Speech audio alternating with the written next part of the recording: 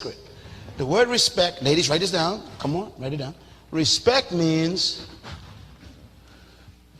to speak highly of. Wow. Respect means to hold in high regard. Keep writing. Respect means to praise.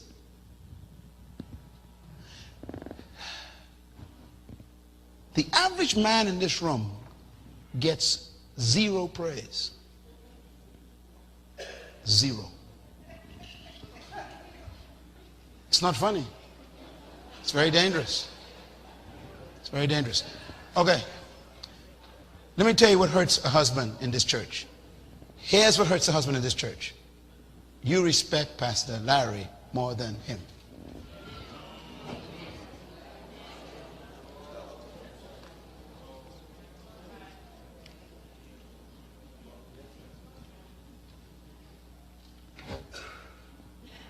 You are not married to your pastor.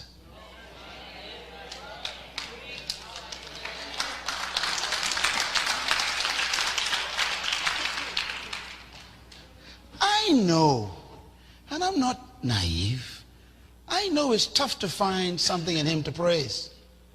I know that. But the Bible says to do it. Why? God knows how the car works.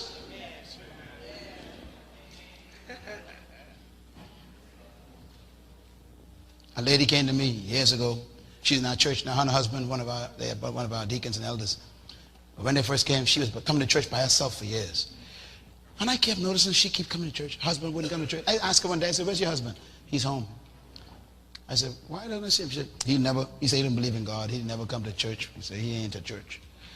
I said, "Why?" He said, "And church is for pastors." That thing hit me hard. So she was in prayer meeting. I went over to her. I wrote a note to her husband. We were just about to start prayer meeting. I wrote a note to her husband. I said, "Sir, I apologize for keeping your wife away from you.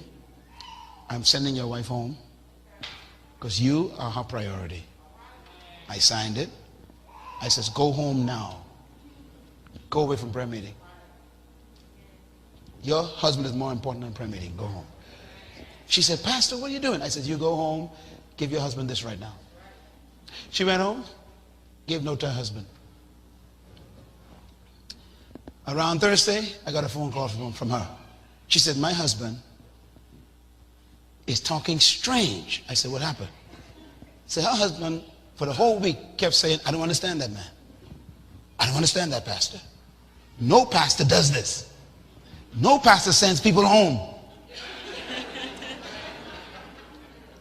And so he was being confused all week. So next Sunday, he came to church. Sat way in the back.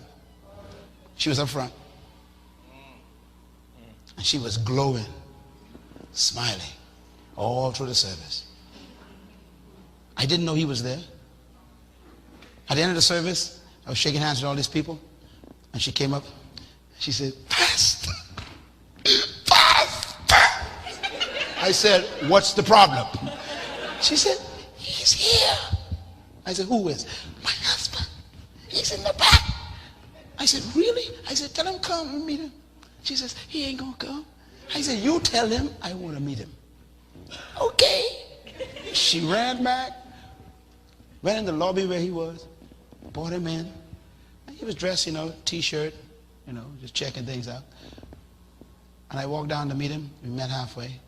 I said, "Man, it's good to see you. Welcome." And he said, "Yes." He said, "You all right, You all right, man." I said, "What do you mean I'm all right?" He says, "I like you." He said, "Man, you're all right." I said, "What do you mean?" He says, "I've never seen a pastor send people home." I said, "But that's your wife. She should be home to cook for you and take care of you." He said, "That's what I mean. You see, I've been in many churches. My wife been in may not be in a church where the pastor saw me as being more important than him."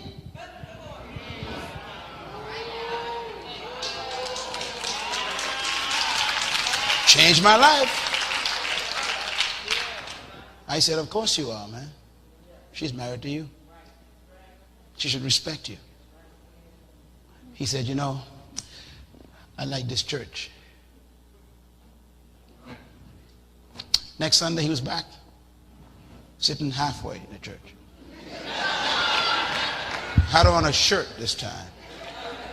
Made an altar call, came up, gave his life to Jesus.